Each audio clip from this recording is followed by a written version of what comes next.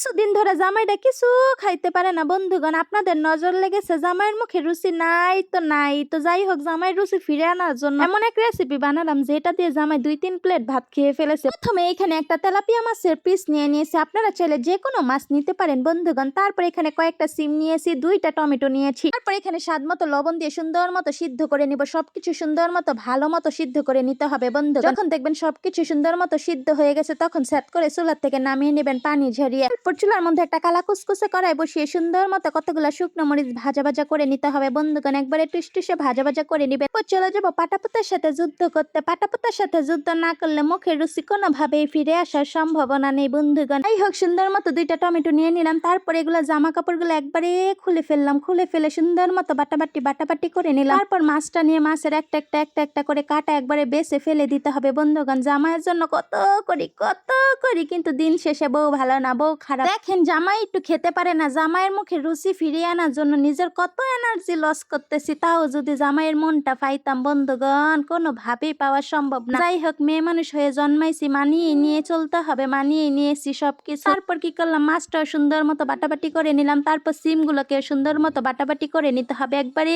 সুন্দর মতো বাটাবাটি করে নিবেন। তখন সবকিছু ভালো মতো বাটাবাটি হয়ে যাবে। তখন সবকিছু ভালো মতো একবারে হাত দিয়ে মাখা জাকা করে নেবেন। একবারে সুন্দর মতো মাখা জাকা করে একবারে বাটির মধ্যে তুলে নিব। তারপর চলে যাব পরবর্তী প্রসেসে। এখানে চুলার মধ্যে একটা কালা কুচকুচে কড়াই বসিয়ে দিলাম। কড়াইয়ের মধ্যে দিয়ে দিলাম তেল, দিয়ে দিচ্ছি কতগুলা পেঁয়াজ কুচি আর কতগুলা কাঁচামরিচ কুচি। ঝালটা কিন্তু আপনাদের পছন্দ মতো দিয়ে দিতে পারেন। যে যতটুকু ঝাল খাবেন অতটুকুই মরিচ দিবেন। তারপর কি করবো, তারপর সুন্দর মতো নাড়াচাড়া করে পেঁয়াজটাকে একবারে ভাজা ভাজা করে নিব। যখন পেঁয়াজটা সুন্দর মতো ভাজা ভাজা হয়ে যাবে তখন সেই বেটে রাখা ভর্তাটা একবারে সুন্দর মতো ঢেলে দিব। ঢেলে দিয়ে নাড়াচাড়া করে এর সাথে একবারে মিশিয়ে নিতে হবে। তারপর কি করবো, তারপর এখানে সামান্য একটু হলুদ গুঁড়ো, সামান্য একটু ধনিয়া গুঁড়ো আর স্বাদ মতো লবণটা দিয়ে দিব। দিয়ে সুন্দর মতো নাড়াচাড়া করে একবারে ভাজা ভাজা করে নিতে হবে বন্ধুগণ। সুন্দর মতো ভাজা ভাজা করে নেবেন। একবারে ঝাঁকানাকা স্টাইলে নাড়াচাড়া করে নেবেন। যখন দেখবেন একবারে ভাজা ভাজা হয়ে যাচ্ছে তখন এখানে সেই শুকনো মরিচগুলো কুচি করে কেটে দিবেন। এতে করে কিন্তু শুকনো মরিচের খুবই সুন্দর একটা ফ্লেভার আসবে। তারপর কি করবেন, তারপর আবারও নাড়াচাড়া করে সুন্দর মতন সবকিছুর সাথে মিশিয়ে নেবেন। তারপর এখানে কতগুলো ধনিয়া পাতা কুচি দিয়ে দিবেন। দিয়ে আবারও সুন্দর মতো নাড়াচাড়া করবেন বন্ধুগণ। ধনিয়া পাতা দেওয়ার কারণে কিন্তু অনেক সুন্দর একটা ঘ্রাণ আসবে, খেতে অনেক বেশি মজার হবে। যাই হোক, নাড়াচাড়া করতে করতে যখন দেখবেন একবারে ভাজা ভাজা হয়ে গেছে, জিনিসটা একবারে সুন্দর মতো শুকনো হয়ে এসেছে, তখন কিন্তু স্যাত করে চুলার থেকে নামিয়ে নেবেন। চিরে রুচি তুই আর কই যাবি, তুই আজকে